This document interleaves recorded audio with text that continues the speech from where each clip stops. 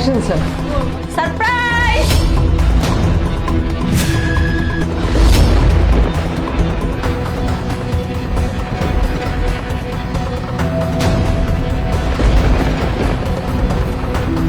এই এগুলো কি শুরু করছো তুমি? কি কি এসব? মানে আমি ভেবেছিলাম তুমি একা আসবে আর আমি তোমাকে সারপ্রাইজ দেবো, কিন্তু আমি তো জানতাম না তোমার সাথে অন্য কেউ আসবে। সরি বাবু। এই এটা কোনো সারপ্রাইজ হলো? আমি একা থাকলে এটা আলাদা কথা, ছেলে মানুষই এখনো যায়নি তোমার, তাই না? আচ্ছা যাই হোক স্যার, আমার ওয়াইফ ইভা, আর উনি হলো আমার অফিসের স্যার, ঠিক আছে? স্যার আপনি বসেন, আপনি চা দাও। স্যার আমি তাহলে ফাইলগুলো ফট করে দিয়ে আসি। হ্যাঁ ঠিক আছে। আসুন স্যার, আসুন আসুন স্যার, বসুন বসুন।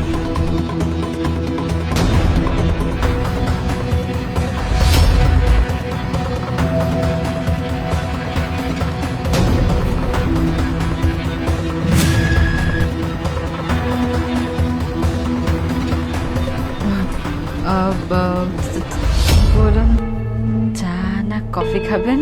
আরে না না, চা কফি কিছুই লাগবে না, তাহলে আমি মগ ভরে দুধ খাই। দুধ তো বাসায় নেই। আরে ওসব কিছুই লাগবে না, তুমি একটু আমার পাশে বসে গল্প করো, তাহলেই তো আমি খুশি। আসলে আমার পক্ষ থেকে সরি, তখন আমি মনে করছি আমার হাজবেন্ড একা আসছে, এর জন্য আমি ওকে সারপ্রাইজ দেওয়ার জন্য ওরকম একটা বিহেভ করেছি। আমি জানতাম না যে আপনি ওর সাথে আসবেন, কিছু মনে করবেন না। আরে কোনো অসুবিধা নেই, তবে একটা সত্যি কথা কি, তুমি কিন্তু দেখতে দারুণ, আর তোমার বডিটা জস। আপনার টাকাগুলোও কিন্তু জোস। হ্যাঁ, টাকা কেন এখানে রাখছেন? ও টাকা,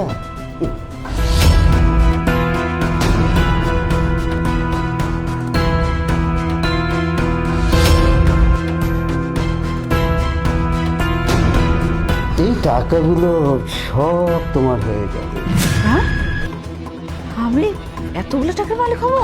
যদি তুমি একবার শুধু আমাকে এখন খুশি করে দাও। এই টাকা আমার, আমার একবার না 100 বার না 1000 বার না লাখ বার আপনাকে খুশি করব। আপনি শুধু আমাকে খুশি করুন। তাহলে দেরি কেন, আসো শোনা, আসো।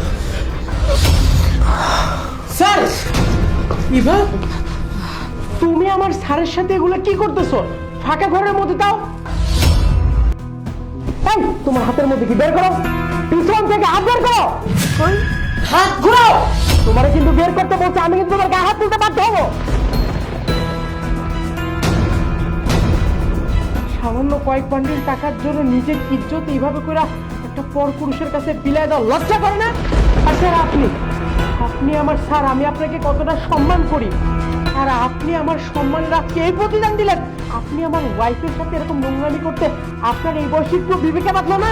জারিফ সাহেব, আমি যদি আপনাকে চাকরি থেকে বরখাস্ত করি তাহলে বুঝতে পারবেন টাকা কি জিনিস। আর আপনার বউ তো বুদ্ধিমানের মতোই কাজটা করেছে, আপনার স্ত্রী আমাকে খুশি করেছে, এর বিনিময়ে কিন্তু আপনার প্রমোশনটা আমি করিয়ে দিতে পারবো। আরেকটা কথা শুনুন, পৃথিবীতে কিন্তু টাকাই শেষ কথা।